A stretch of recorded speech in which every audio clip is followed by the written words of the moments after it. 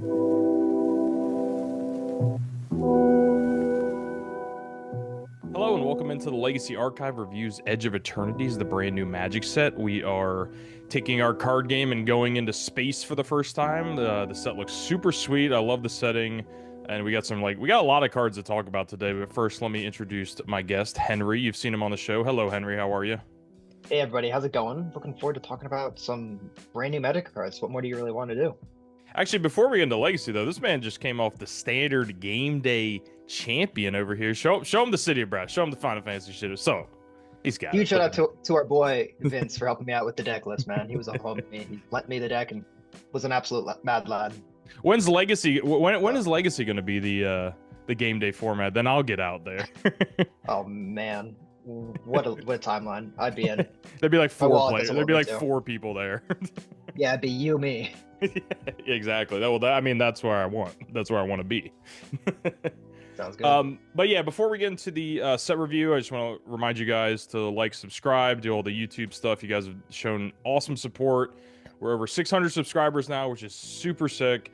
We honestly, like, I mean, our goal by the end of the year is 1,000 subscribers. I think that's reachable, and you guys have really made it happen. And we appreciate all the comments in the comment section. You know, going over the plays and getting excited just about some paper Legacy. So I just want to say thank you to all the fans out there. You guys are awesome.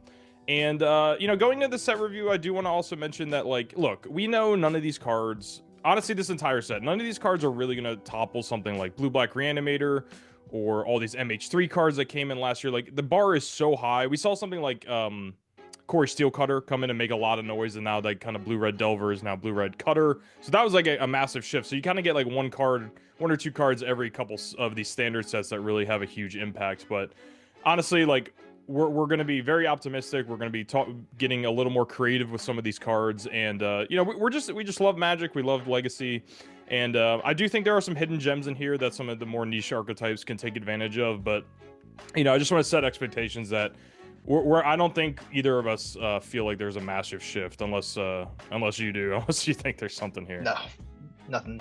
No, nothing truly format altering. Some very solid role players, but nothing that I think is. I'd have to play against that card. No, nothing. Just solid cards all around. And like every set, I feel like there's stuff that surprises us. I feel like there's some absolute gamers out there that are just like, you know, brewing decks that no one is playing and no one's talking about, and they have a lot of success, and they laugh at everybody who wrote off all these cards, you know? We're gonna go in Wooburg order, but on Scryfall, for some reason, colorless is before Wooburg, so we got one big colorless card to talk about before we get into the colors. So this is Tezzeret, Cruel Captain. You probably have seen everyone else talking about how playable this card is, and we're no different. It's a 3-mana Planeswalker. 4 loyalty. It has a static ability. When an artifact you control enters, put a loyalty counter on Tezzeret. And for 0, untap target artifact or creature. If it's an artifact creature, put a +1/+1 counter on it.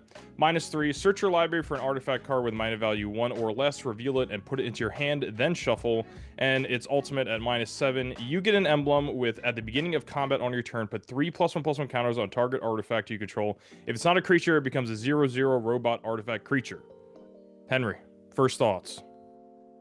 Soul Lands and Chromox and Vox Opal. That's my first thought. This is a turn 1 or turn 2 play that we're going to be very excited to get out there fast. And then turn 2 or turn 3, you're going to play your Mishra's Baubles, anything, and just I'm not going to go Magical Christmas Land thing. I'm going to get to 7 loyalty really fast. But if I can get like if I can get 1 or 2 down ticks off, I'm golden, because like I'm going to find my Vox Opal or my Chromox, and then I get one. It's basically a -2 here, and then also you just a 0 is I'll make more mana. So I think there's a lot of utility here. I think it's not going to be a 4 of anywhere, but I think we're going to be looking forward to trying these in these mono blue, maybe mono blue painter shells. Not so much in maybe red, but I think more the 8-cast world than anything. Yeah, I definitely agree with that. I think you want raw card advantage with something like Thoughtcast and things to get this going. But you know, Goblin Welder puts artifacts back in play and stuff, so you never know. But yeah, I think pretty easily, it's easy to imagine a world where Mystic Forge wants this to find Voltaic Key or Manifold Key, and any of their, you know, this is like another Urza Saga. You know, you're playing against the artifact deck, you play a turn 2 Tezzeret and go grab your Soul Guide Lantern, and you have an extra mana laying around or something, you can just play it. So like, I don't know. I think for our format specifically, like because we're such a big Urza Saga toolbox format, that it's -3 just being another Urza Saga is pretty impressive to me. And then yeah, like you said, I think these Painter Emery decks are really where I see this being the most effective outside of Mystic Forge. Untapping your Emery to get another Emery at the 0, I think is really important. And the same thing with Welders, like I just said, like I can see a world where that untap is doing a lot more work than people realize. I just want to, but I want to ask you though, what do you think? Is this emblem worth it? Like making a 3/3 every combat, it's just so slow in our format. I don't want to say you want to ignore that, but it's possible to get this to 7. Like, do you even want a 7, or are you just tutoring a bunch? I'm just gonna keep on down taking for 3. I'm not worried about the 7. That's just flavor text to me. Yeah, I mean, there's obviously spots where it would work. Maybe you slap it on like a thought monitor or something like huge that's already Kappa Cannoneer that's unblockable. Like, you know, I get. It's definitely niche applications, but yeah, I don't know. I don't think there's much more to say about Tezzeret. It's pretty obvious that it finds keys, it finds grindstone, and I think those decks are going to experiment with this. And honestly, you know, I think there's like a 3 to 6 months test in this format. Like, are you still going to be seeing these in lists in 3 to 6 months? And I think Tezzeret has that potential. All right, next mythic we got is Cosmogrand Zenith for 2 and a white, a 2/4 human soldier, and it's got the text: whenever you cast your second spell each turn, you choose one. You either make 2 1/1 white human soldier creature tokens, or you put a +1/+1 counter on each creature you control. This card just screams to me, put this in a white red deck with Helping Hand and Quarry Steelcutter. I just want to bring these. Oh wow, you want to?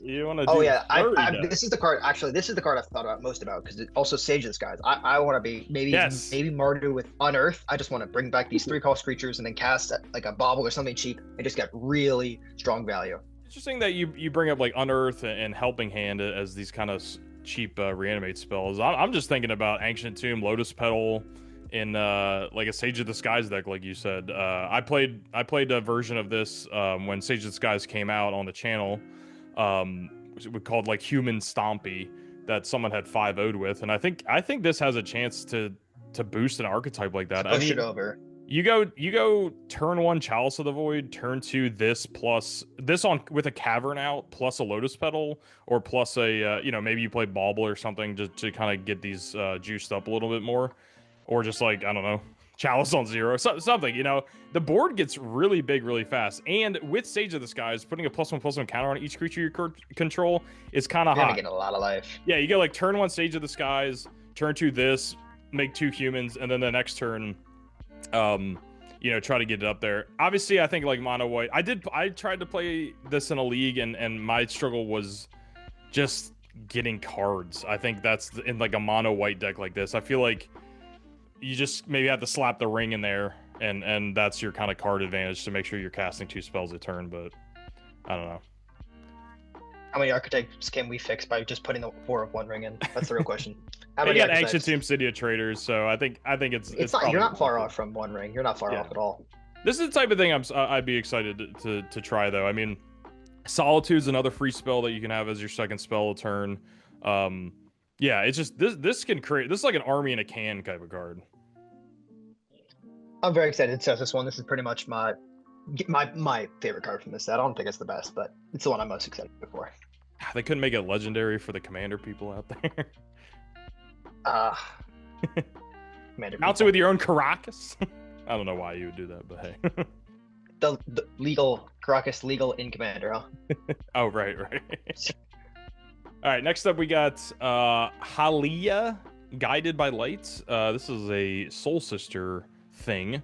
2 and a white for a 3/3. When it or another creature or artifact you control enters, you gain 1 life. And at the beginning of your end step, draw a card if you gain 3 or more life this turn. It has Warp for a single white. So Warp is, you can pay its alternate cost, casting it from the hand, and it exiles itself at the end step, and you can cast it for its regular cost at a different time. So it's a bit like Adventurers, and I think we saw when Adventurers came out, people were not exactly ready to understand how much card advantage that was, and I kind of see that with Warp. I think they've made some of these like really cheap Warp spells, but what do you think about this new Soul Sister? I think an Ocelot Pride. What about you? I think Ocelot Pride's the best place to take this. It's both the enabler and the payoff, where if you can make a bunch of tokens, you get to draw cards, or if you just need to gain some life, it's just there. And you can also just pay it for one, you know, and then just get your Ocelot trigger at the end step if you don't have the mana for it. I think it's gonna be interesting to see where these Pride decks go and what their second color is. Most likely white, or most likely red for the energy stuff. But I think there's some interesting synergy where maybe you're going into this sort of bizarre aristocratic shell, because I think the black-white aristocrats have just gotten. I think I want to try this with Sephiroth as well, just like these dorky creatures, all the 1/1s that die, make another 1/1. I think it's cute for sure, but I think with Ocelot Pride, making all the tokens, gaining life, and then just slowly just drawing cards. Maybe it's a Yawgmothy shell, but yeah, honestly, I'm continued to be impressed by these energy Ocelot Pride decks. I think if we get into a format where Entomb did get banned, I think, and the format kind of smoothed out a little bit, I really think people are going to start needing to respect these decks as some real archetypes. I mean, we see the Jeskai version with Mockingbird and the counterspells doing well. We see just the blue, like you said, the Boros versions with Amped Raptor. And then I've been seeing black-white versions 5-0ing too. I mean, you could maybe even go up to Yorion and make it kind of like an old school Death and Taxes type black-white shell. But, you know, Orcish Bowmaster and Thoughtseize are pretty good interaction with your little dinky white guys. I mean, this works really well with that too. You know, I'm imagining a play pattern where you turn one Guide of Souls, turn two Warp this, play an Ocelot Pride, and then stack the triggers at the end step to where you're making sure you have all the life, and then, you know, draw a card. And I think this is like, you know, a nice little 1-of for that deck. I don't think this is a 4-of, you know, absolutely have to play, but it's a nice little engine. It's cheap enough. And like I said, I think Warp is going to play close to Adventures, and you need to pay attention to the really cheap Warp cards. And this card draws cards and gains life. What more do you want out of a mid-range creature? seems right up my alley. Yeah. All right, read us the next card. Next card we got is a 1-drop angel. It's Lightstall Inquisitor. It's an angel wizard for a white. It's a 2/1 with vigilance. And when this creature enters, each opponent exiles a card from their hand and may play that card for as long as it remains exiled. Each spell cast that way costs 1 more to cast. Each land played this way enters tapped. So this is kind of a one-off Halia for both, for everything. It's you're either gonna tax their mana base, so they have to play tap lands, or you can just hit them with just a one-off Valley tax. And that seems really a solid rate. You also just got a 2/1 vigilance to boot. I don't think this is going to be absolutely stellar, but I think just the efficiency here at the cost, the power and toughness, and the ability, it's just very just solid rate. I'm excited to put this one as a solid 1-drop in my Savannah Lions rolls in its grave one more time. I mean, look at these cards, man. How many more times are we going to kill Savannah Lions? Yeah, I mean, this card's like really interesting. I think it's going to be one of those things where, like, maybe your opponent just is like, okay, I'll just exile this, you know, Surveil land in my hand, and it just doesn't really matter. But it kind of like takes a card from their hand for a couple turns at the very least. And I was going to ask you, actually, I'm not a judge by any means, but how does this work in multiples? So if you played a second one on turn 2, does it? I guess you just start like their whole hands. I think that's the thing. Maybe this in multiples is where you really see it becoming strong. Well, they have to exile the card from their hands. They can't exile the same card. Oh, right, of course. Yeah. So yeah, I don't know. It's a role player. It's a Death and Taxes type of card for sure. I don't think in our format the Angel type matters. Wizard does a little bit with Flame of Nordex popping up, but I'm not sure this is where you want to be. But anything else to say about this card? No, I'm excited to try this in Death and Taxes. I'm always gonna be a sucker for these white cards that will bring me back to 2017 Death and Taxes, but beyond that, not much. Yeah, it's a wait and see type of card. I mean, this effect we've seen on those a couple 3-drops now, but a 1-drop 2/1 is like super aggressive for this type of effect. But you know, in a Bowmaster world, you got to look at that 1 toughness and just be like, damn, damn. Yeah. All right. Next up, we got Seam Rip. This is an enchantment for 1 mana, and when it enters the battlefield, exile target non-land permanent opponent controls with mana value 2 or less until this enchantment leaves the battlefield. I think Enchantress players are super happy to get a Portable Hole. Anything else? Portable Hole? No, a Portable Hole and Enchantress. I'm an Enchantress player. I love me some Enchantress. I love me some Sanctum, and I finally have a Portable Hole. Don't think this fixes anything going on there in an Orcish Bowmaster format, but I think it's going to be. It's Exiles Bowmaster. You win. Yeah. So. Yeah, I mean, Portable Hull we've definitely seen in Karn boards as of late. It's not a main deck staple or anything in any deck, but yeah, we don't have to spend it forever. Enchantress players are going to play this, and they're super happy to have a 1-mana removal spell that works with other cards. So it's legit too. I mean, it's literally the type of card that a deck like that would need. You know, a cheap thing that would cantrip off your enchantresses and, you know, removes pretty much all the important stuff in our format. Checks all the boxes it needs to for Enchantress, so looking forward to it. All right, Sam, next card we got is Starfield Shepherd. It's 3 white for a 3/2 angel with flying. When this creature enters, search your library for a basic plains card, or a creature card with mana value 1 or less, reveal it and put it into your hand, then shuffle. But it also has warp for 1 and a white. This card is pretty intriguing, so it kind of plains cycles, but also doesn't cycle. It goes into warp so you can cast the 3/2 later. But it also just sometimes is going to find you an Oslo Pride. It's going to find you an Esper Sentinel. I think the ability to just sometimes just find your third lands, and then the other ability, just late game, cool, I'll cast it for 2 and then cast this 1-drop and move on with my life. It just seems very solid, and just you get a 3/2 to boot. Yeah. You know? I kind of wish this had like Vigilance or Lifelink added to it. Then I would be like, okay, like that 5-mana 3/2 body is relevant. But like I said, you know, Bone Crusher Giant, Brazen Borrower, like their bodies aren't that impressive, but they still get the job done. So no, this card kind of works in that. And yeah, I think I could see this in a Yorion pile. Although, you know what's funny? I was like, when I was prepping for the set review, I was looking at some of these Death and Taxes decks. Dude, there's like no 1-drops. They're just like off 1-drops now. I guess Bowmaster really just pushed it. They're just clogging up your deck. So I think you would have to, you know, do some work for this, but I think that getting that land is, I mean, it's just so flexible, and I think with something like Halia or Ephemerate, you can really make this card work. I mean, let's say it's, you know, on my end step you cast Halia, and then you warp this, attack with Halia, flicker it, go get a land and a creature, feeling and then, pretty good. Like that feels, and then now you have a 3/2 flyer. Like those are some serious plays. I mean, Overlord of the Bailmark is one thing. I think this card might even kind of play a little bit better in, you know, 50% of, you know, obviously Bailmark does some serious work, but, you know, these kind of, I think Halia stock is continually rising. I think people are starting to work with that card a little more. I think these, as weird as it sounds, these D&T decks are just getting mana hungrier because we just want to be casting these Overlords or these Solitudes, and we just want the mana to do it. So I think getting to Ephemerate or Halia and then just find a land and then also get a 1-drop creature, you're happy. Yeah. I don't think you need anything more than that. This also finds stuff like Walking Ballista. I know that's not necessarily relevant to any decks that exist, but, you know, something to keep in mind. Like this can get a kind of wide array of things if you wanted to go really deep. But I think for now, like, you know, and you know, we just talked about Lightstall Inquisitor, the 1-mana 2/1. Like that's a 1-drop you could grab with this. And the Mother of Runes obviously is up there, and yeah, I don't know. I have high hopes for this card. I think it's a sneaky little card that just looks like a limited uncommon, but I think it has some serious application here.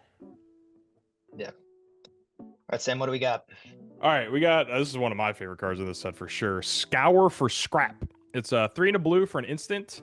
Choose one or both. Search your library for an artifact card and put it in your hand, and then return target artifact card from your graveyard to your hand. So, man, this card seems like kind of pushed. Obviously, 4 mana is not a mana cost we like to look at in our format, but this finds the ring at instant speed. This gets back a ring. This gets back just like a Lotus Petal or a Mishra's Bauble for value. I guess I'm struggling to see what deck this kind of goes in right now. Do you have any ideas? This card checks all the boxes. I just don't know if we can find it at home. I think the power level's correct. If this was 1 blue, I'd be so much more excited. If this was, I think two blue is going to be, it was too much. But I think 1 blue would have been Tinker. very. That's been my thing. But I think this would have been I think this is going to be a cool one of where you just sometimes I find the one artifact that I need, and also I regrowth my Mishra's Bauble, I regrowth my Opal, and you get some mana back. I don't think this is going to break any blue artifact deck open. but I think this is going to be a very Yeah. solid one of where you I'm can trying just to get think, yourself like, out of yeah, sticky situations. we don't really have like a paradoxical outcome deck in our format yet. I mean, I No. think there's stuff on the fringes that works with that, but that's the kind of deck. I don't know. You want to be. It just doesn't fit in like the 8 cast kind of like painter No. decks. So it's You kind would of on the rather just have an fringes. artifact It's like for a draw just too. yeah. It's an interesting one of. I think people are gonna that maybe there's a right time for this card. Maybe we get to a point where there is a slower artifact deck that is looking to combo, or you can get back something that they thought seized too. So I think if you hit both modes on this and you get a ring and then you get something back from your graveyard, like feels pretty good. Yeah, definitely will be above rate. All right, talk to me about this robot. Robot Soldier. It's an Emissary Escort for 1 and a blue. It's an 0/4, an artifact creature. This creature gets +X/+O, where X is the greatest meta value among other artifacts you control. I'm just imagining this thing on turn 2. You got 3. You got an artifact land. You got an opal. You got this. So it's an 0/4. it's an 0/4, but if you play a 1 ring, you're looking very happy. You got a 2 mana 4/4, and I know it doesn't have any keywords, doesn't have anything, but just a 2 mana 4/4 is still kind of relevant. Like, I know we got to deal with Gargoyles and Overlords these days, but there's not a lot of huge stuff anymore. I know Reanimator's still definitely a real deck, but how about there's not a Thought lot Monitor? of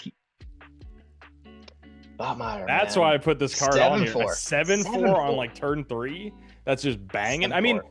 listen, I played 8 cast when people were first trying Patchwork Automaton, and I just think that card is ass. Like, you have to spend so much work growing it, and it doesn't have evasion. Obviously, the ward on that card is important, but man, this card hits. This card, and you put a Shadow Spear, which we're playing in those decks. Like, this card hits, man. I can see, and they've been I think it's Memory Guardian from Aether Drift is the affinity 3/4 flyer. The 3/4? Yeah, that's 5 mana, and that's easier to put into play than the thought monitor. So I don't know. I think on turn 3 this is a 7/4 or a 5/4, and then the next turn you like get a Shadow Spear on it and just go to town. This originally wasn't on the list, and then I kept thinking about it. I was like, I mean, you're not playing things out of the ordinary, and it's an artifact itself, so it is helping your affinity count. Maybe not like a totally different archetype. Maybe this is kind of, you're playing Capital Cannoneer, this, and the Kamigawa, the Ward 2 guy. Whenever you cast an artifact, doing Patchwork Automaton, you're playing all 12 of those. Maybe you're just more just a beatdown deck. You just became like a beatdown artifact deck instead of just like this Emery value deck where you're just looping all these baubles. Instead, I got 12 big creatures and I got artifacts. I'm killing you. I'm just gonna beat you to that. Yeah, and you also get the nice draw 2 package. So yeah, unfortunately, it gets pyroblasted. It gets fatal pushed. Obviously, every 2-drop does. I don't need to say that out loud, honestly, but it definitely it's not this perfect beater, but I think it does enough. I mean, it's got that 4 toughness that's out of bolt range. That's huge. It's gonna kind of take care of combat a lot of the time. But as I look around the format, you do see things like Barrogoyf kind of being one of the premier threats, and that's definitely, this is not beating a Barrogoyf in any capacity usually. But like I said, if you get his power to 5 or 7, then we're talking about a serious card here. All right. I got oh man, I'm excited about this card. When I saw this spoiled, I actually misread it, but then when I reread it, I was like, no, we got to include this. It's Weft Walking. It's an enchantment for 4 blue, so 6 mana. When this enchantment enters, if you cast it, shuffle your hand graveyard into your library and then draw 7 cards. Only you, which is huge. That was what I misread. When I first read this card, I thought it was both players. And then its second ability, the first spell each player casts during each of their turns may be cast without paying its mana cost. So honestly, the only deck I see this in is Omnitel, my baby. As potentially just like a 1 of or 2 of that, I mean, once in a while you can cast this for 6 mana off your Ancient Tombs, and you just get a free draw 7. And then if they're down to 2 or 3 cards, and they're just playing some tempo deck, like, I don't really care if they cast like a free Nethergoy for a Tameo or something, or even I mean, I guess they don't even want to cast a free Murktide, because they don't get into the counters. But like, you just drew 7 cards though. I have control. If I have an Omniscience in play and I just cast this, and I drew 7 cards, And for some reason I didn't. Well, I mean, at that point, like, you should hopefully have drawn like a way to win. But if you didn't and you pass the turn back, then like I probably have Veil of Summer or Force of Will or something in my hand to stop what you're doing. So I don't know. The drawbacks just don't seem that bad on this card for specifically Omnitel. Seems like it's going to be a very solid one of maybe two of in your Omnitel. We'll see how easy it is to cast. I think that's going to be the biggest issue of, because you're never. This is such a. If you want a fifth Omniscience, you're going to go with the Dominaria, the Brothers War one, the 6 blue. Oh gosh, the first spell you cast each turn. But oh, we're not, right. We're not going. You're not going that deep. You're not going. Right. But that doesn't draw you 7 cards. I know. So I think the draw 7 is pretty relevant. It's going to let you get to put all, and you also get to put all of your cantrips back. So if you don't find anything, cool. I'll just keep going. All my stock ups, all my ponders are back in my deck now, and I can find what I need. I can sculpt the perfect hand if I didn't find it off this 7. I think a draw 7 is going to push this deck a little further than it already was being pushed with all the stock ups in your Aurora Procession. I've been playing the deck as, if I have stock up in my hand and show and tell Omniscience, that's that's pretty much a win, because you're either going to find another cantrip or your Cunning Wish or Emrakul or something off the stock ups. I mean, that whiffs sometimes. It's happened too many times. But this card doesn't. This card is not going to whiff. Like, you are going to find either cantrips or your Cunning Wish or your Emrakul, Atraxa. Like, you're going to find 7 cards. I mean, you're just not going to whiff like more than 5% of the time.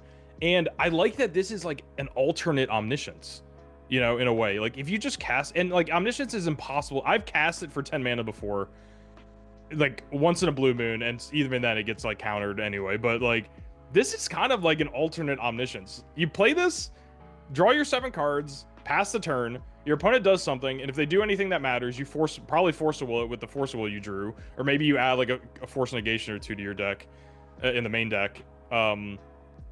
And then when they pass back to you, you just win, because if you drew Emrakul, then you're going to win off the Weft Walking ability. So I'm like getting, the more I think about this card, I'm like really high on this card. I'm not sure it's like exactly what Omnitel needed to get back into the frame, but you know, I say that, but like, you know, who's beating, like, Reanimator's king? Like, it's hard to compete in the format right now with things happening so fast. So Omnitel is still a tier 1.52 deck. But it's not like this is out of the conversation. I think this card is like legitimately pushing a little bit of power into a deck that's already good. So looking forward to this one. All right, Sam. Next card we got up is a 4/6 for 3 blue. It's Sphinx. It's Quantum Riddler. We got flying. When this creature enters, draw a card. As long as you have 1 or fewer cards in hand, if you draw 1 or more cards, you draw that many cards +1. But it also has warp for 1 and a blue. The card reads, a lot of the time it's just going to be 1 in a blue cycle, and you also just get to put it into the exile zone and just cast it later and sometimes draw a card. I'm not sold. What are you thinking about this one, Sam?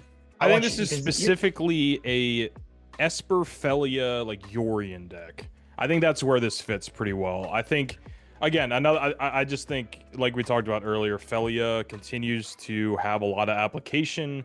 It's a free flicker. It's already proven itself to be good in our format, so you have to start pairing some cards with it. You know, I think this is probably on the edges a little bit, but I just, you know, a 4/6 flyer that draws a card, potentially 2 cards, is pretty impressive to me. You're in a deck that doesn't have a lot of card advantage in terms of like card drawing.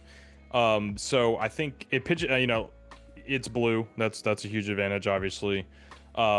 So I don't know. I think it has a chance. Like I was saying with my kind of adventure pitch earlier, that, you know, 2 mana to cycle this, and maybe Ephemerate or Felia it, and keep it in play is a pretty intense turn of magic for your opponent to deal with. So that's kind of where I see this card. All right, next one's up is a Tyler special. What do we got, Sam? Oh man, we got Timeline Color. This is our only black card, unfortunately. It's black for a 2/2 with haste. Drix Warlock. Actually, Drix? That's a new creature type. Brand new one. You may cast this card from your graveyard using its warp ability, and its warp cost is black, pay 2 life. So obviously, mono black aggro. I mean, yeah, I mean, do you think this has kind of staying power in a deck like that, or do you think it's just like, This is just an unbelievably sticky, hasty 2/2. Yeah. It's probably copies 5/6 of Bloodghast, where it's just always going to come back. You target your move and Yeah. you're going to run out of removal. Yeah, I mean, haste is really good on this card. Yeah, I feel like those decks aren't really like on like a Bloodghast plan though these days. I feel like Bloodghast is more for like aristocraty decks. Yeah. I mean, maybe this is just like, I mean, you Dark Ritual, Thoughtseize this on turn 1, and then like if they're a Lightning Bolt deck, like this thing's never going away. But No. I don't know, it's just like the body worries me. 2/2 body kind of worries me that it's not enough. But obviously on empty boards against control decks, this card rocks. Yeah. Until you run into Sword Splashers, but yeah, people don't play white cards. People don't play white cards. I think it's really interesting. I mean, mono black aggro kind of slowly gets little creatures to mess with, and I would love to see those players. Shout out Captain Oof, as well as obviously Tyler on the channel, but one of our biggest fans out there. He's a mono black aggro player, so please tell us how your testing goes with Timeline Color if you try him out.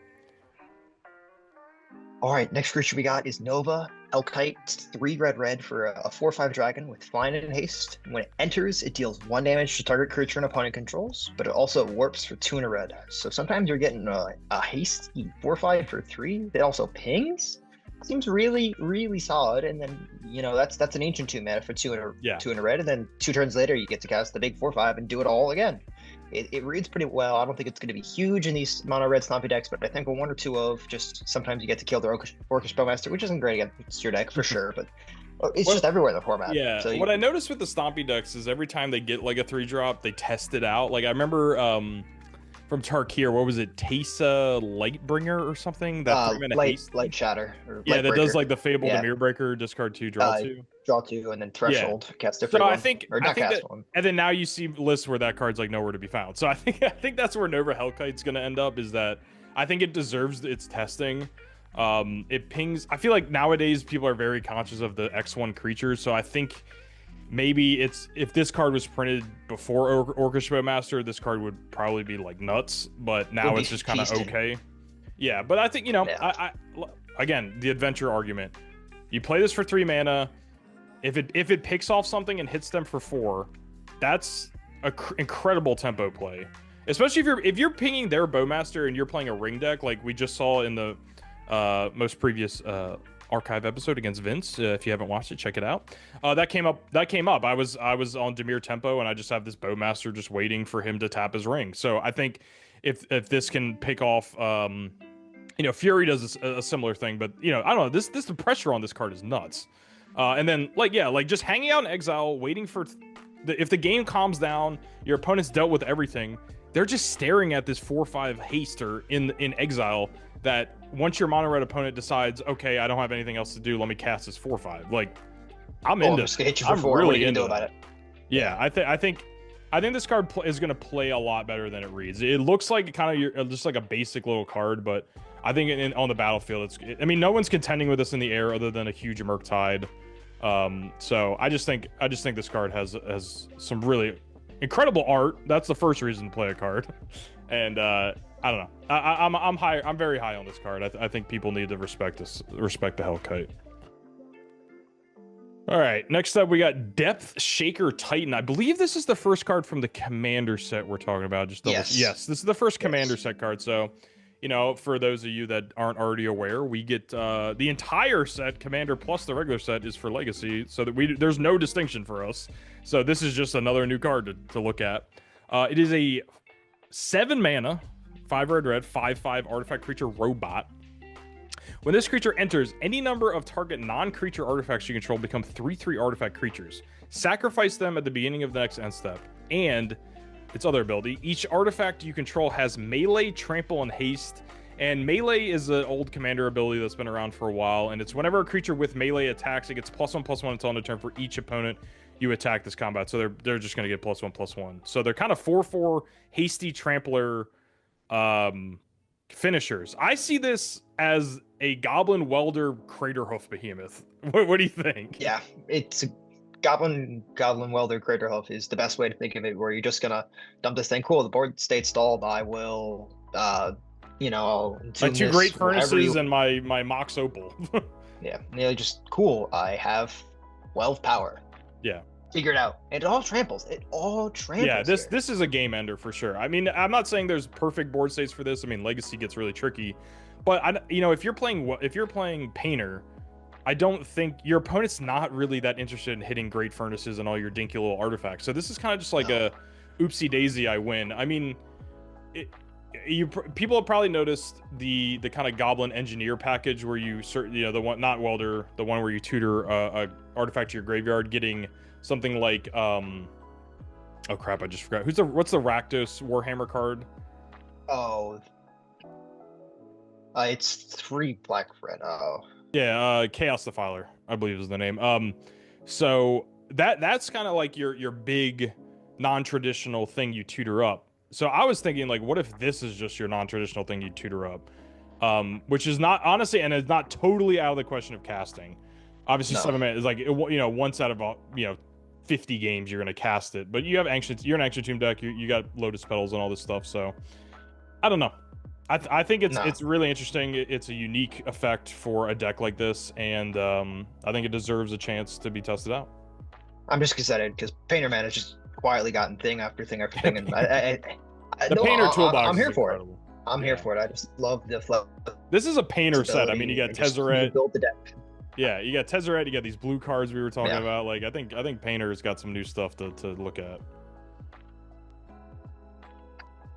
All right, we got Weapons Manufacturing next. It's an enchantment for 1 and a red. Whenever a non-token artifact you control enters, you create a colorless artifact token named Munitions with, when this token leaves, it shocks anything. So I feel like you're just gonna play this on 1, and then you just play Mishra's Bauble or an Opal or a Moxen of any variety, and it seems pretty solid. And then you just get to occasionally you're gonna welder occasionally with this. Maybe this becomes kind of like a black-red artifact deck, which it's something different where you're playing all these like Deadly Dispute effects where you just sacrifice an artifact, drawing 2. Seems fine. You get the treasure back, and then you sack the treasure and you shock something else. That seems pretty. Well, it's only when the munitions. Only when those tokens leave, not any artifact. We're gonna get to a card in a little bit that I think this works really well with, in the multicolor section. But you hit it around the head again. This card is not necessarily like, oh, I'm just gonna put it in the current Painter list. I think you would look at a card like this and you'd be like, okay, how can I play like Arcbound Ravager, or how can I play like an insta-win type of thing? But I think Welders and Engineers are still involved in that somewhere, so maybe it still is a Painter-based deck. But that's what I love. I love Welders and Engineers just sitting there. You literally just sit there with all of your munitions out, and you just wait for your opponent to do anything, and then you just have this ability to shock a bunch of stuff. So it's gonna take effort. I'm not gonna act like this card is just, and it's an enchantment itself, it's not an artifact itself, which is like, that's big. It's kind of this nothing card at the end of the day. But this is a unique effect. I love artifact. There's another guy from like Brothers War, Commander, that just makes scrap tokens, and they're just artifacts. Like, they don't do anything, and I was like, man, I love this card so much, even though it sucks ass. This is like the spiritual successor that actually does something. Yeah, it's a spiritual successor to Food Fight. You should have the Food Fight. I mean, that was what was that, last year too? Can we have a spiritual successor from that? Wild. All right, well, we're moving on to green now. We got Frenzied Baloth. I think everyone stopped in their tracks when they first saw this card. Green for a 3/2 beast. This spell can't be countered. It has trample and haste, and creature spells you control can't be countered, and combat damage can't be prevented. Nice one-wing, bro. Here's take 12. How do you feel about our little Baloth here? Just how much more text can they put on a 2-drop, man? It's pretty darn cool. It's Questing Beast. Questing Beast, man. But, and not to be a Debbie Downer, but where does this go? I agree. Gosh, man. I think it's a really cool card. Maybe we're getting into this weird world where you're just trying to be anti-One Ring. And I know this might be a crazy thought, but maybe we're getting to like Questing Beast and Frenzied Baloth, and you just figure out like this is just fair. like maybe black green Golgari deck where you're just kind of just mid ranging them out. You're in place of Baraglyphs and just you occasionally just can just absolutely run someone over if they think they're sitting pretty with a 1-ring. You just absolutely just run them over. That seems fine. But this card's got like dual. It's so weird. Okay, I want to all you legacy players out there that have been playing for. We don't have an aggressive based green deck, like that's true Stompy. But as I say that, I'm reminded in my own head that, hey, buddy, Scythecat Cub exists. That's kind of a green aggressive deck. That's kind of, I feel like that's been the spiritual successor of, like, aggro green-based decks. Is like, you're kind of playing the cat right now, even though it's not the most aggro thing in the world. But that's where I see this fitting. I see this fitting maybe in those sideboards. So if you do run into a heavy counterspell deck, maybe you just put this in. It has to, like, dual function. Or if they're a ring deck, and you feel like you can't deal with the ring very well, then you would bring this in and just smack them. Like, you have two Scythecat Cubs out and like a fetch lane waiting to be cracked, and then they play the ring thinking they're safe, and then you just play Frenzied Baloth and hit them for like 10, 12 and win the game. Is this just Green's Bone Crusher deck? Where it has a stomp, combat damage can't be rented. Is this just Green Stomp? I think that's. I just don't know. That stomp thing has been. People have tried that in the past. Getting better. Yeah. So I don't know. I'm hopeful for the little buddy. Although I don't think this is like a main deck kind of like card, just because I just don't. The archetype just isn't there right now. Unless I'm wrong. Unless these Scythecat like White of the Reliquary decks. That's kind of that Golgari aggro deck you were just explaining. That does exist. So maybe just slotting 2 of these guys in there is good enough, because can't be countered. And it's just, this is a lightning rod for removal, so it takes the pressure off your other cards to be this like thing that they have to hit. Oh no, you just Green Sun Zenith when they have a 1-ring and you just go whang. That's true. Yeah. Okay. Yeah. Okay. I think this card's gonna be around. This card's gonna be around for sure. I think people were like initially were like, "Holy crap! What the hell is this? This is crazy!" And then we're like, "Oh, it's just a 3/2 with haste, whatever." And then now I'm like, well, its words are extremely relevant. Like, a lot of people are going to clown this card and then they just lose to it. All right, Sam, next card we got another beast. Baloth Prime for the Commander set. It's a 3 and a green for 10/10. However, this creature enters tapped with 6 stun counters on it. And whenever you sack a land, you make a tapped 4/4 green beast token and untap this creature. And it also has 4 mana, sack a land, gain 2 life. There's only one home for this card, and it's going to be Nick Fit players, where you're just going to get the Green Sun. Where you at, Nick Fit players? Where you at? and you have your Sylvan Safekeeper around. You just stack your lands, just hoop out a board, and I just put 16 power beasts into play.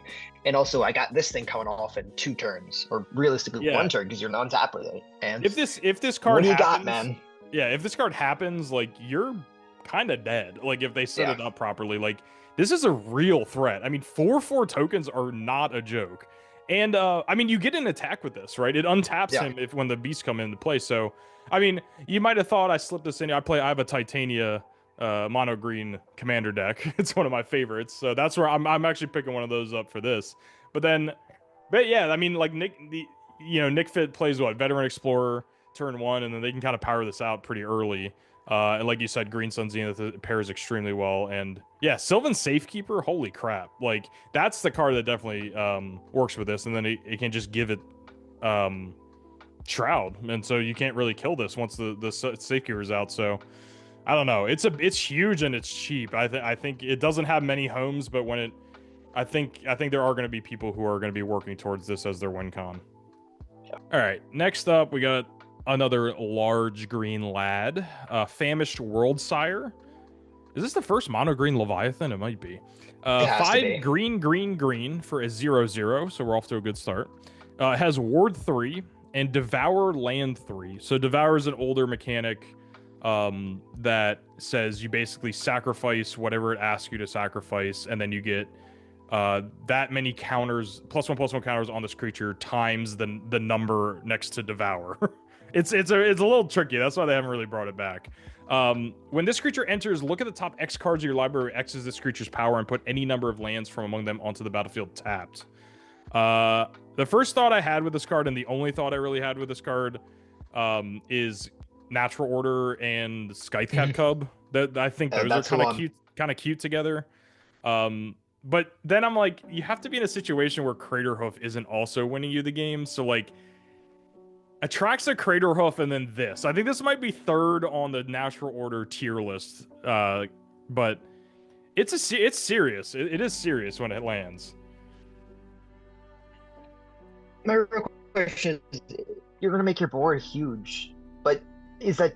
I'm just on Team Carterhoff. I'll be honest. I think this card reads beautifully, and I think the Devour Land it's unbelievably cool. But actually, if you have any Crucible World effect, you can just sack all your lands and eventually bring them back so you can keep Scythe Guiding Cup. Maybe this is.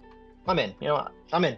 I think it's kind of worth. I mean, it's one of those cards where it's like, is it exactly correct if you're playing in a weekend legacy challenge to do this if you're playing like a natural order deck? Probably not. But I mean, if you sack 4 lands, you look at the top 12 cards and put all of the lands into play, like a lot of lands. That's a lot. That's a lot of lands. A lot of lands. It's a lot of counter. And then you just have this massive guy. So I mean, I would imagine you're in a board state where Craterhoof doesn't win the game. It's like this is kind of like an alternate to Atraxa. I think putting Atraxa into play is obviously very good, but I think this, like, in certain decks, in like maybe those natural order decks, this is just acts better. You get a Guy's Cradle and some fetch lands instead of just a bunch of junk in your hand. So I don't know. I think this card's pretty serious. Maybe this goes into a Knight of the Reliquary or White of the Reliquary shell, where you just also like you get payoff for sacking all your lands, where that seems fine. Maybe it's not like less like Craterhoof, more just like Mavericky, where like you just have some natural orders. So that seems pretty solid. You find Thespian Stage of Dark Depths off of it, like, and you just stare at your opponent and go like, I can kill you 4 different ways right now. I have a 12/12 word 3, or I can have get a 20/20. Unfortunately, I've always kind of hated Craterhoof Behemoth. It's just such an easy way to just finish it. And I think I've wanted there to be more variety of natural order targets. So this is probably the best I've ever seen, at least recently, of something huge to put into play beyond Atraxa. But Atraxa is boring. Oh well. All right, moving on to gold cards here. First one we got is black and a green for Cosmogoyf. It's an elemental Lurgoyf. It has the Tarmogoyf power toughness star +1 star. And its creature's power is equal to the number of cards you own in exile, and its toughness is equal to the number of cards +1. So it's a Tarmogoyf for exile cards, which you can get a lot of exiled cards pretty fast. This reads Delve cards. This just read Delve cards. You get to play it in Sultai Beans, where it's like this early card you get to drop, but also you get Murderous Cut and Murktide Region, and those cards are gonna feed this thing. I wonder where else. I feel like we need like a third solid enabler. I wonder where we're gonna find that. Like I was telling you before we started, this is a blue card. This is make no mistake. You probably need to be playing blue with this, and I think that just it screams Sultai Beans to me. I was just thinking about some of the play patterns with this card. It's like this. Let's just say you like force a will something, so you have your first card in exile.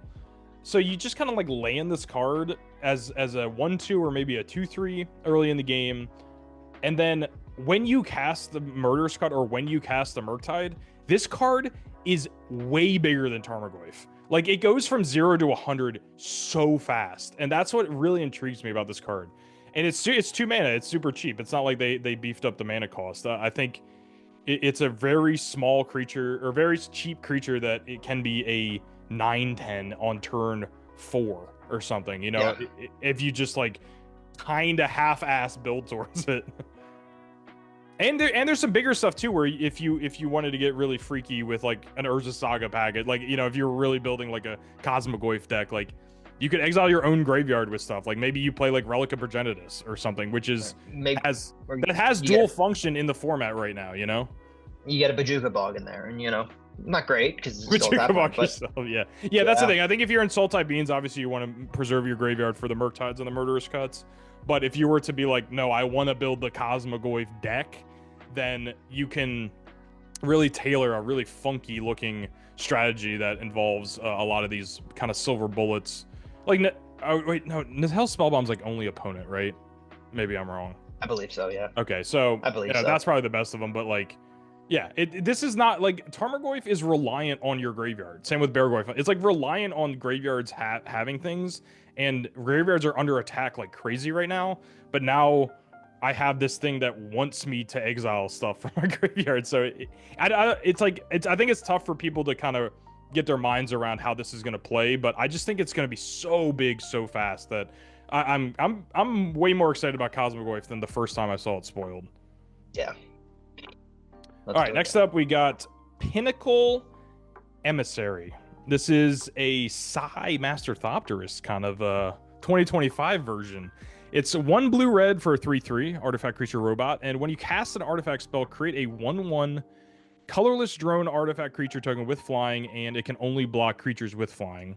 So that's a huge downgrade from Thopter tokens for sure. Psi is a defensive card for sure.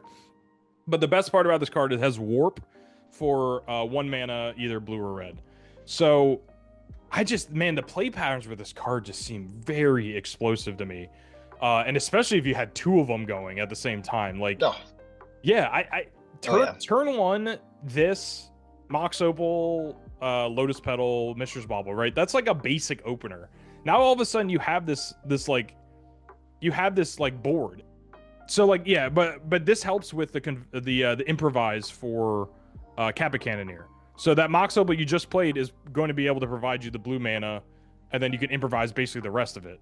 So I don't know. I think this is like way more explosive than the Psi ever could be. If this is a turn 1 Pinnacle Emissary, you need to cast like 3 artifacts, then cast a Kappa Cannoneer on 1. That's violently doable. That's just because you just need the blue from the opal or a petal. Yeah, you can do that all day. Like turn 1 Kappa Cannoneer is gonna kill a lot of people. And this card again, like Adventure, this card just hangs out in exile. So you have this explosive beginning. Your opponent like deals with it if they're playing some kind of control deck. I mean, there's not a ton of sweepers right now. I mean, God forbid they're playing Wrath of the Skies in the main deck or something. But like, later on, if you stall out, which these decks totally do, you just play this and then maybe follow up with another random Mishra's Bauble, or like you have Emery, and you play a Bauble from your graveyard and you just get a little guy. Like, I don't know. I love the play patterns of this card. Yeah. All right, next card we got up. Moving on to Gruul. We have Biotech Specialist. It's red-green for a 1/3 Insect Scientist. When this creature enters, make a lander token, which is an artifact that has 2 tap sack. Search library for a basic land card, put it onto battlefield tapped and shuffle. Whenever you sacrifice any artifact, this creature deals 2 damage to target opponent. Man, this card reads great. You can dream with this card. You can dream with this card. Oh man. I mean, I just think where am I going to get treasures in red green is my first thought here, because maybe this is like a red green welder deck, which is I'm deep in the tank, but where am I getting that's where you have here? to go with something like this. Yeah. Where am I going with this? And I just, this screams to me, I want to brew something around this. So just this card is just strong enough to just shocks or you don't have to shock someone a lot to get them dead. And people are paying so much life in this format right now. People are just going through it with 1-rings, MDFCs, reanimate. People just don't care about their life total. There's just no aggro deck. I'm not saying this is gonna be an aggro deck, but you can easily punish Green Sun artifacts. Are we green sunning for this? Green Sun artifact. That would be. I'm in. What else are you playing? That it's just. It's a funky card. I think they purposely put it. It's like I remember when Brothers War came out, and they were like, "Oh, check out all these Selesnya artifact matter cards," and I'm like, "But it's in green. Like these cards are pushed like crazy. Like I love that the little 1 mana lizard thing that would grow when you played artifacts. Yep. The wormlet. And I was really trying that in like a hardened scales type of thing, and it just. So there's also the red green legend from Brothers War, the tap and untapped artifact, add red or green. And then also tap 2 untapped artifacts. You can exile top card. The like CDH card. This is something. The CDH. It's like Maria, I think, is her name. Yeah. That card's really good. Yeah, it's like I don't know. Like, cool. Yeah, like that. Maybe that's where you're gonna end up. Like Teething Wormlet. This. I don't want to play Teething Wormlet. Let me get that. What's the best artifact? It's just like it's everything like maybe it's like an Arcbound Ravager deck. Yeah, that's the thing is you'd have to. So earlier we were talking about that enchantment weapons manufacturing. So I think like you would play like weapons manufacturing in this card and kind of like have to build this entire new archetype around it. But then like once you get those in play, like it is game over if you've set it up properly. But look, I mean, let's be realistic in our format for a second. I know, like I said, we're being very optimistic about these cards and hoping that they have homes. This one to me reads incredibly busted, but I just don't see how you can put this all together and like make it work. It takes a little bit too much setup for me. My only other thought is maybe this is going to sound crazy. What if we're doing hardened scales here, where like you're just playing Arcbound Ravager, sacking all these dinky artifacts, and you're just going to burn them out? But then you're playing another enchantment that's not like that's about. I'm not saying we have to play munitions, but like we play Arcbound Ravager in this thing, and you just like you have 4 artifacts in the battlefield. I'll deal you 8, you know, and then I also have a big, huge Arcbound Ravager, and then we just get in there. So I think the real combo with this is you get a second one out. And then your Lotus Petal's 4 damage, and then your Mishra's Baubles 4. Yeah, so that's serious, but I don't know. I don't want to spend too much time on this card. I just wanted to mention that it has some potential, but it's going to take a real brewer out there to make it work. Because like I say, it's not blue. It's not blue. Like it doesn't check off kind of your like basic boxes for our format. It's in a weird color combination that cares about artifacts, and that's just the killer for me. Like if this was blue red or something, it would be nuts. Or just mono red. Just mono red would just make this card so much more appealing to me. Oh well. All right, I'm up for Thrumming Hive Pool. It's a 6-mana artifact, affinity for Slivers, and Slivers you control have double strike and haste. And at the beginning of your upkeep, create 2 1/1 colorless creature tokens. We don't have to spend more than 20 seconds on this card. Slivers is a fringe archetype in our format, and this card is an absolute banger for that deck. I mean, stuff like Gale Rider Sliver and things that make him fly and give him already extra boosts in combat, that double strike is going to be nasty. I think this might be the first card that's going to make people not want to play. Oh, I mean, I just remember Luris Slivers, and I was just thinking, like, Luris Slivers was such a cool deck. I remember I actually played the bejesus out of that deck. It was totally miserable, but this is, if Luris was still around, this would be the first card that I wanted to put. How are you going to play this with Luris, though? It's 6 mana. Man, if I get this thing down. You ain't playing this with Luris. That's what I'm saying. Like, the first thing to make me not play Luris. The first thing to make me not play Luris. Now I understand. In Slivers, so. But yeah, I think this is going to be a sideboard card, but beyond that, yeah. All right, give me the Endstone. We got a legendary. The Endstone, it's 7 mana legendary artifact that Mystic Forge is very excited to cast. Whenever you play a land or cast a spell, you draw a card. Beginning of your end step, your life total becomes half your starting life total, round it up.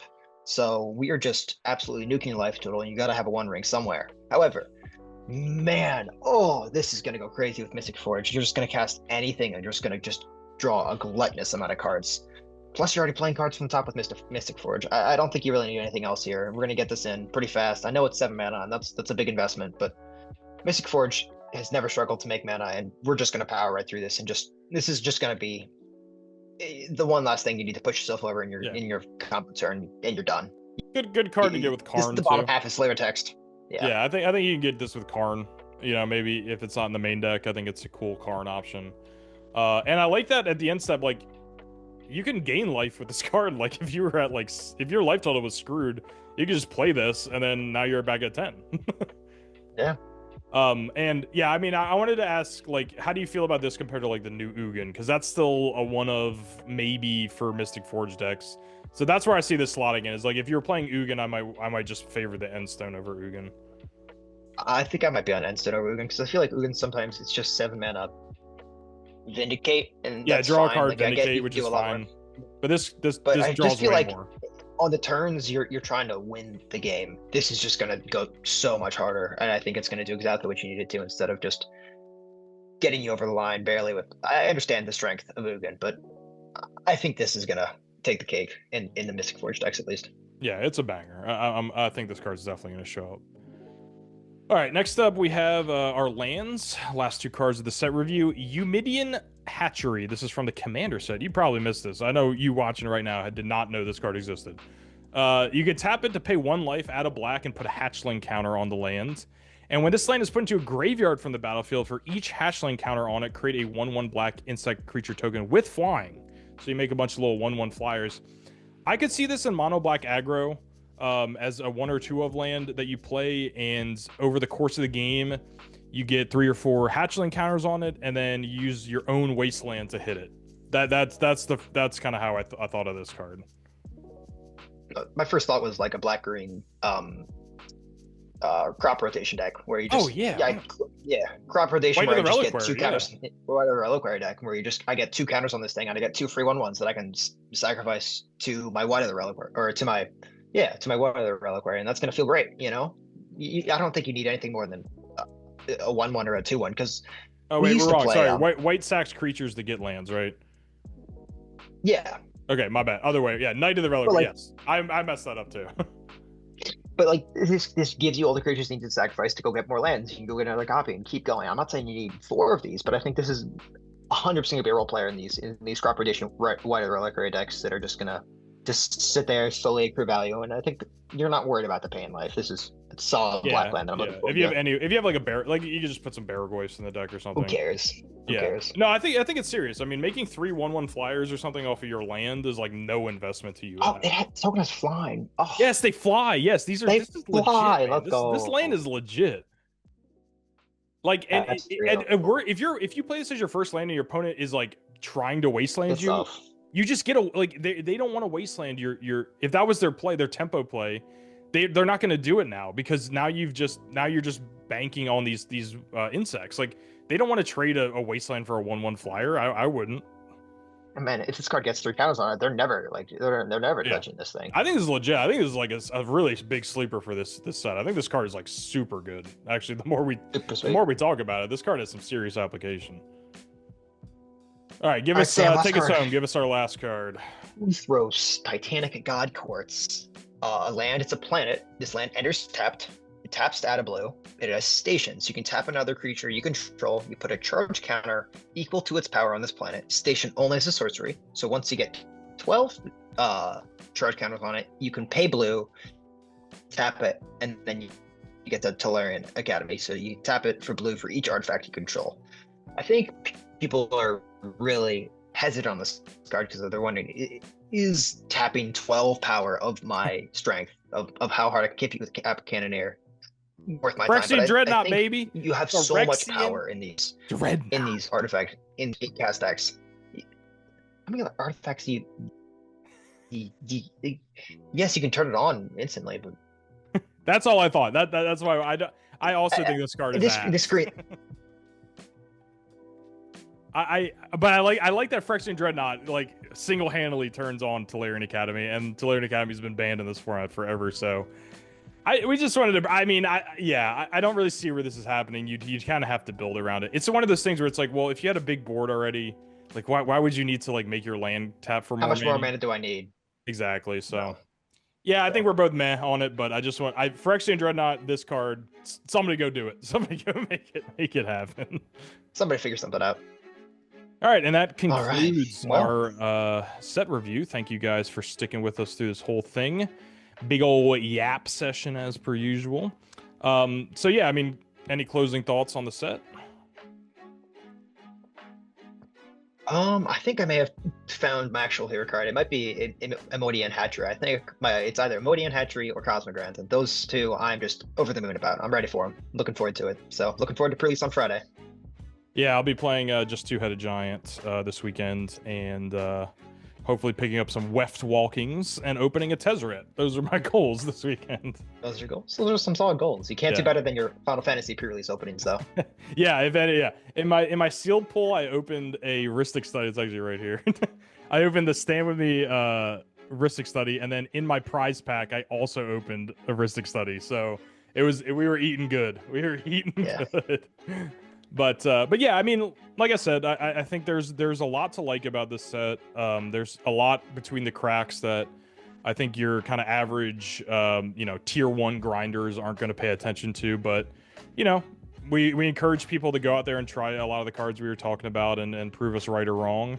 And, I'll do my best to get on MTGO. Maybe I'll start recording some MTGO for you with these new cards. But yeah, we are excited to get our hands on this, and in the coming weeks, we're gonna probably put some of these on our paper matches. So definitely look out for that.